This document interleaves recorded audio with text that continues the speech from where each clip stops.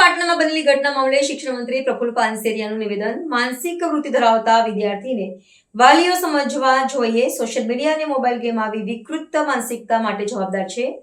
વાલીઓએ ધ્યાન આપવું જોઈએ। શાળામાં શિક્ષકોની વિદ્યાર્થીઓ પર બાજ નજર હોવી જોઈએ। શિક્ષણ વિભાગ અને અમારા જિલ્લા શિક્ષણ અધિકારીને સૂચના આપેલી છે। દરેક શાળાઓની અંદર આવા માનસિકતાથી ધરાવતા હોય અથવા તો તોફાન કરતા હોય તો એમને ચોક્કસ સમજાવટ સાથે વાલીઓ સાથેની મીટિંગ કરીને એને કરવું જોઈએ। આ રીતે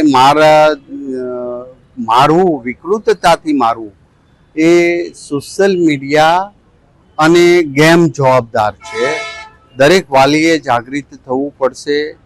અમે વિનંતી કરીએ છીએ ને વાલીઓ પણ સાથે જોડાય, શાળાઓ સાથે જોડાય। વિકૃતતાની ગેમ છે જે સતત ગન મારીને પોઈન્ટો મેળવે, સતત ચપ્પુ મારતો જાય સામેના માણસને મારવા માટે ને પોઈન્ટો એના જમા થતા હોય।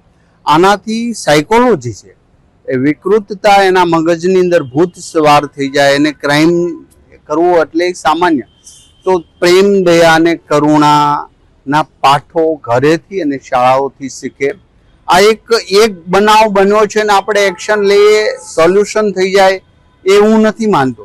દરેક લોકોએ આના પાછળ જાગૃત થવું પડશે ને ખાસ કરીને વાલીઓ ઘરે ધ્યાન રાખવું પડશે। શાળાઓમાં શિક્ષકો, એક શિક્ષકે શાળામાં ક્લાસમાં એની બાજ નજર હોવી જોઈએ કે કયો બાળકનું માનસિકતા મારામારી કરવા જેવું છે, વિકૃતતા તરફ જઈ રહ્યું તો એને બોલાવી એનું સ્પેશિયલ ડ્રાઈવ કરીને એના વાલીઓ સાથે મળીને આવા સમજાવટ। કારણ કે બાળક આખી તો બાળક છે, નાની ઉંમરના બાળકો છે। આ રવાડે ચડવું એ આપણા માટે રેડ સિગ્નલ છે। હું 3 દિવસ ત્રીજી વાર હું આ બોલી રહ્યો છું કે સભ્ય સમાજ માટે આ સારું નથી। તો આવો સૌ સાથે મળીને આપણે સૌ આની જવાબદારી સ્વીકારીએ અને અત્યારથી જ જાગીશું ત્યારે વર્ષ 2 વર્ષના અંતે આનું સારા પરિણામ પ્રાપ્ત થશે।